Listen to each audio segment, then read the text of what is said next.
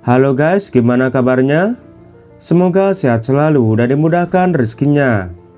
Kali ini saya akan menceritakan film dari kisah nyata di masa Perang Dunia Kedua.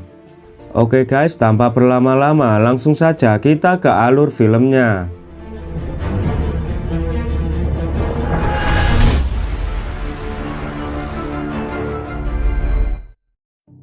Film bermula di bulan Juli tahun 1944 di front Ukraina. Seorang pilot bernama Mikhail tengah menjalankan misi bersama kedua rekannya. Mereka ditugaskan menyerang pesawat pengebom yang akan menyerang Soviet. Mikhail bersama kedua rekannya berusaha mengalahkan 4 pesawat tempur sebelum mereka menyerang pesawat pengebom. Kemudian terjadi pertempuran sengit. Awalnya, Mikhail bisa menguasai pertempuran dan berhasil menjatuhkan pesawat Jerman.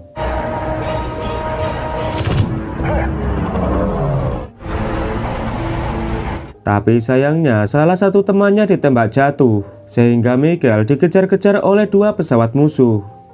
Dalam situasi terdesak, Mikhail lalu terbang rendah melewati sungai.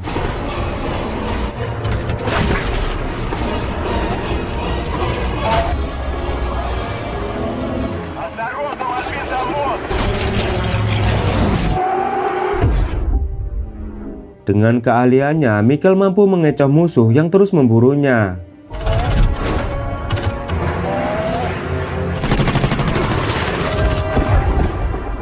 Kemudian Mikhail membantu rekannya untuk mengalahkan pesawat tempur Jerman yang tersisa.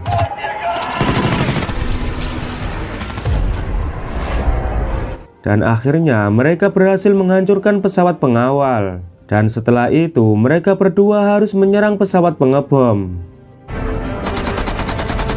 Mikhail bertugas menembak musuh dari belakang, sementara temannya akan mengalihkan perhatian dari samping.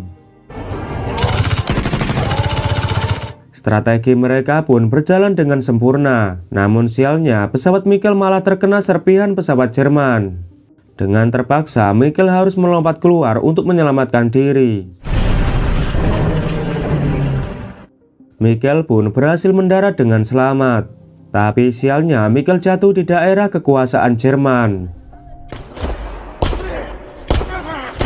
Alhasil Mikhail ditangkap para tentara Nazi. Ia pun dibawa ke dalam kamp khusus para pilot.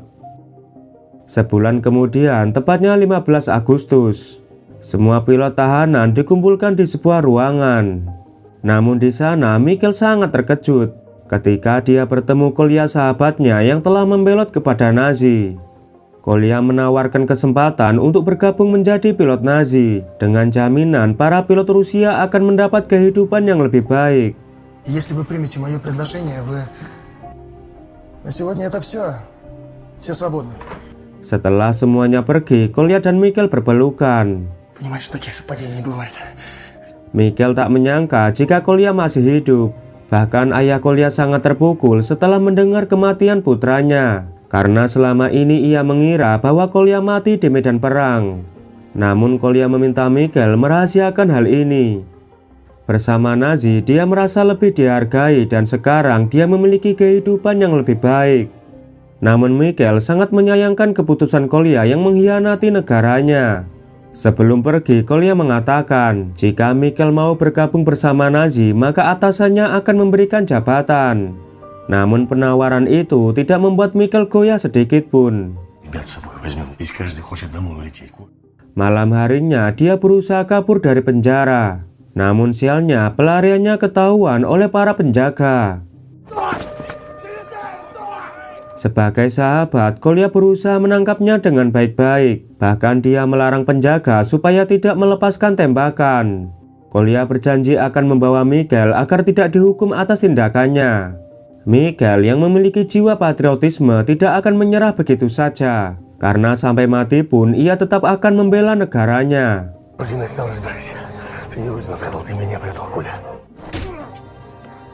Melihat pendirian Mikhail sangat kuat, Kolya lalu mengirimnya ke sebuah kamp kerja paksa. Kondisi di sana sangat memprihatinkan. Semua tahanan dipaksa menambang batu bara sampai mati. Beruntungnya Mikhail bertemu Vasily yang merupakan seorang tentara Ukraina. Melihat identitas Michael, Vasily mengetahui jika Michael adalah seorang pilot yang pernah kabur dari penjara. Supaya Michael bisa melarikan diri, Vasily menukar nama Michael dengan Nikitenko. Dengan nama tersebut, kemungkinan Michael akan dikirim ke pulau rahasia. Dan benar saja, pada bulan Oktober, Michael akhirnya dipindahkan ke Pulau Usedom, sebuah pulau rahasia di mana Jerman akan meluncurkan roket untuk menyerang Uni Soviet.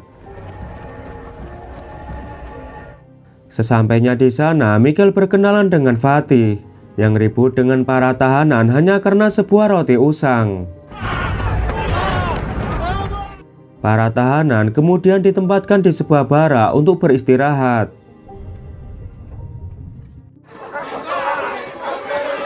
Esok harinya, para tahanan dibariskan di lapangan untuk diabsen dan diberi tugas pekerjaan. Agar bisa berkomunikasi, tentara Nazi memakai tahanan yang bisa berbahasa Jerman sebagai penerjemah. Seorang penerjemah yang bernama Sokolov tak segan-segan mengajar para tahanan yang kurang bersemangat. Para tahanan dipaksa bekerja tanpa mengenal ampun dari pagi sampai malam. Selama bekerja, Michael selalu memantau keadaan sekitar, termasuk satu-satunya pesawat yang sering keluar masuk pulau.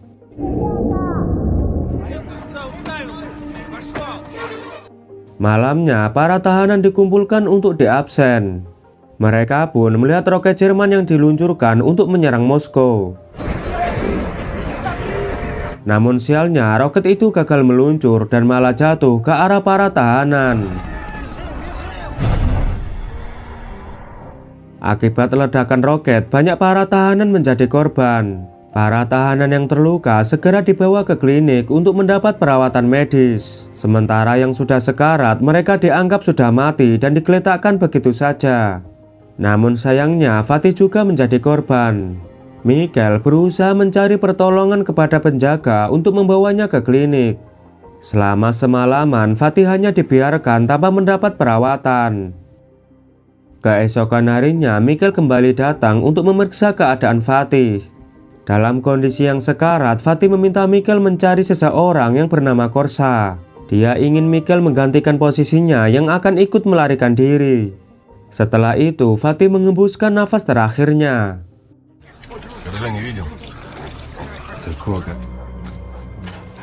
Setelah beberapa hari mencari, akhirnya Michael bertemu Korsa. Dia pun memberitahu jika dirinya datang untuk menggantikan posisi Fatih yang telah tewas. Beruntungnya Korsa percaya apa yang dikatakan Michael. Korsa memberitahu jika dirinya bersama Sokolov akan melarikan diri menggunakan perahu. Namun Michael mengusulkan agar melarikan diri menggunakan pesawat, karena jika menggunakan perahu akan sangat beresiko. Ditambah lagi, para tentara Nazi sering melakukan patroli di area laut. Michael juga memberitahu kalau dirinya adalah seorang pilot dari resimen pesawat tempur. Mendengar itu, mereka pun akhirnya sepakat mengikuti rencana Michael. Dengan bantuan Sokolov, Michael bersama teman-temannya bisa bekerja di area bandara. Dari hasil pemantauan mereka, situasi aman ketika jam makan siang, karena bandara itu hanya dijaga oleh seorang tentara. Mereka juga hanya memiliki waktu 3 menit untuk menerbangkan pesawat, karena selanjutnya tentara Nazi kembali melakukan patroli. Setelah mereka membuat rencana pelarian, ternyata kokpit pesawat menggunakan bahasa Jerman yang tidak Michael mengerti. Sokolov lalu mengusulkan kalau dirinya akan membantu menerjemahkan semuanya. Namun Michael menganggap kalau hal itu sangat tidak mungkin, mengingat waktu mereka hanya tersisa 1 menit. Kemudian salah satu temannya memberitahu kalau dirinya pernah melihat ada bangkai pesawat Jerman di dalam hutan. Esok harinya mereka pergi ke dalam hutan untuk menemukan bangkai pesawat. Setelah ketemu, Michael memasuki kokpit pesawat tersebut. Kemudian ia mengambil tulisan indikator yang berbahasa Jerman untuk diterjemahkan oleh Sokolov. Setelah diterjemahkan, Michael berusaha menghafal setiap tulisan. Namun teman Korsa merasa ragu kepada Michael, karena para pilot Jerman saja butuh waktu setengah tahun untuk bisa mempelajari pesawatnya.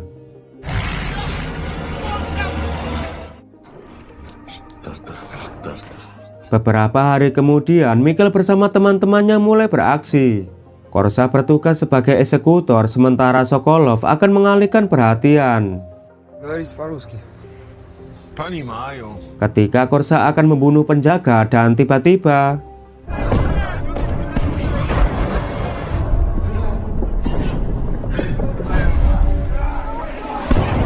pesawat tempur Soviet menyerang tempat itu dan menghancurkan beberapa bangunan Nazi. Semua orang berlarian menyelamatkan diri. Sementara Mikhail sangat khawatir jika serangan itu mengenai hangar dan menghancurkan satu-satunya pesawat yang akan membawanya kabur. Dan benar saja, sebuah bom jatuh di atas hangar. Beruntungnya bom itu tersangkut di atap hangar sehingga tidak meledak. Mikhail mengajak teman-temannya untuk menjinakkan bom, karena jika dibiarkan bom itu akan jatuh dan meledakkan pesawat. Awalnya mereka menolak ajakan Mikhail karena sangat berbahaya.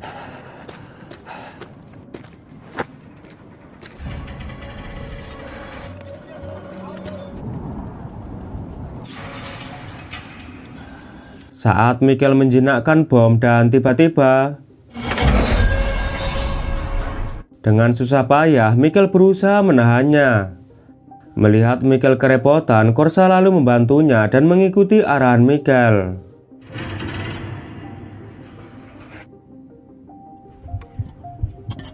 Akhirnya Mikhail berhasil menjinakkan bom dan teman-temannya segera membawa bom itu kepada komandan Nazi. Keberhasilan Mikhail membuat komandan Nazi terkesan, sehingga dia memberi libur kerja dan porsi makan double.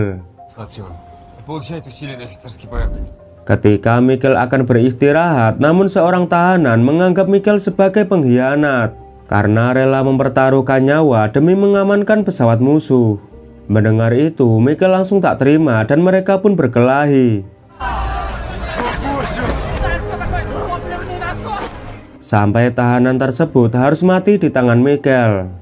Namun sialnya, keributan itu diketahui oleh tentara Nazi, sehingga Mikhail mendapat hukuman 25 cambukan.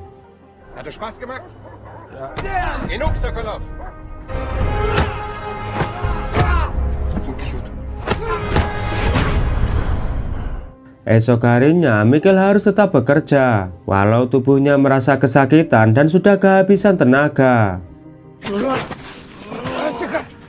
Mikhail pun disemangati oleh teman-temannya karena sebentar lagi menunjukkan waktu istirahat, yaitu kesempatan mereka untuk melarikan diri. Beberapa menit kemudian, Mikhail sangat terkejut. Dia melihat Kolya datang bersama Gestapo untuk mencari tahanan yang telah bertukar identitas. Semua tahanan pun segera dikumpulkan untuk diperiksa satu persatu. Mikhail pun terus menundukkan kepalanya, sementara Kolya mengecek tahanan dari barisan depan. Ketika sudah tiba di barisan kedua, seorang teman Mikhail yang bernama Pavel langsung menghajar Kolya untuk membuat keributan. Keributan itu dimanfaatkan Mikhail untuk maju ke barisan depan. Mikhail akhirnya lolos dan semua tahanan dibubarkan untuk kembali bekerja. Ketika jam istirahat, mereka pun mulai beraksi.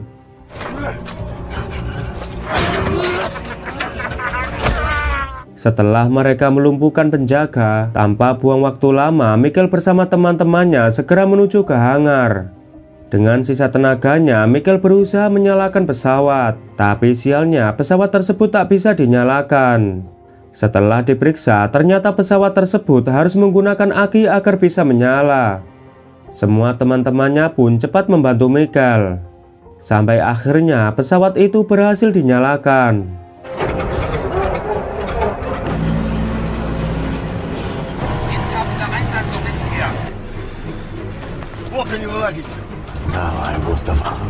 Ketika pesawat telah sampai di lintasan, ada seorang penjaga meminta agar pesawat yang dibawa Mikhail segera mundur, karena lintasan itu akan dipakai pesawat tempur.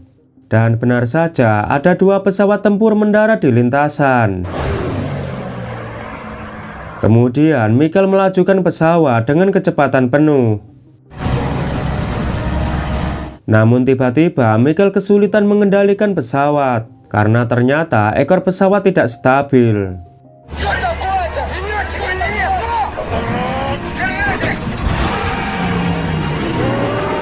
Karena kejadian itu, beberapa tentara Nazi mulai berdatangan. Michael pun segera menerbangkan pesawat mengikuti arah angin. Kolya yang baru menyadari jika aksi pelarian itu dilakukan oleh Michael, dia pun segera mencegat pesawat di ujung landasan. Sedangkan Gestapo juga ikut menyusulnya, karena ternyata di dalam pesawat banyak dokumen penting.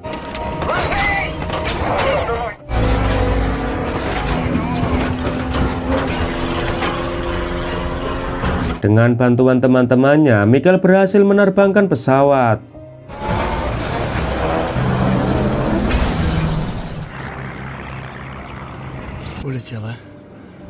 Namun saat mengudara, pesawat itu menukik tinggi karena mereka tak paham mengenai kapan tuas harus dilepaskan. Alhasil, pesawat itu kehilangan keseimbangan dan menukik tajam dengan cepat.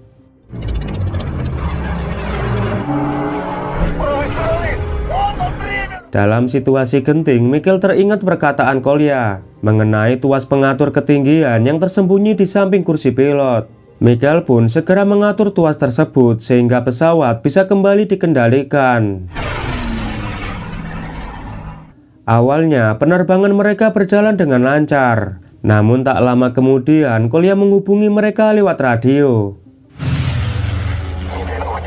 Dia menyuruh Michael supaya menyerah dan mendaratkan pesawat. Tentu saja Michael menolak perintah Kolya. Dia malah meminta teman-temannya untuk mengisi senapan mesin.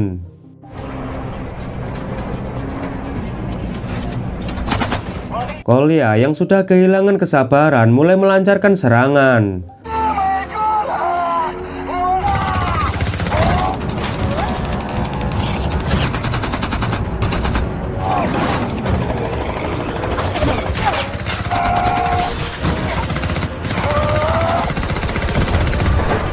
Setelah berhasil melumpuhkan satu mesin pesawat, Kolya kembali membujuk Michael supaya menyerah. Tapi lagi-lagi Michael masih ingin bertahan walau apapun yang terjadi.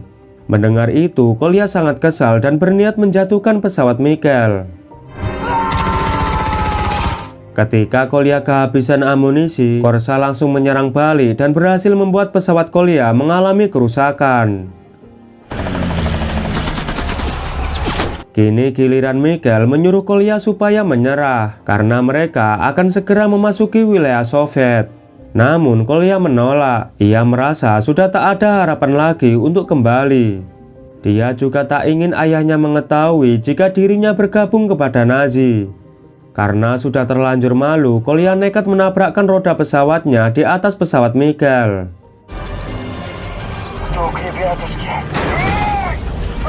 Michael pun segera meminta Korsa dan Sokolov untuk menembaki pesawat Kolya. Akibat tembakan itu, pesawat Kolya mengalami kerusakan mesin sehingga kehilangan kendali. Sebelum jatuh ke daratan, Kolya meminta kepada Michael supaya tak memberitahu ayahnya bahwa dia telah mengkhianati negaranya. Michael hanya bisa berjanji dan akan merahasiakan yang sebenarnya terjadi. Tapi ketika memasuki garis pertahanan, pesawat Michael diserang oleh tentara Soviet karena mereka menggunakan pesawat Jerman. Dan akhirnya pesawat itu pun jatuh di area pegunungan.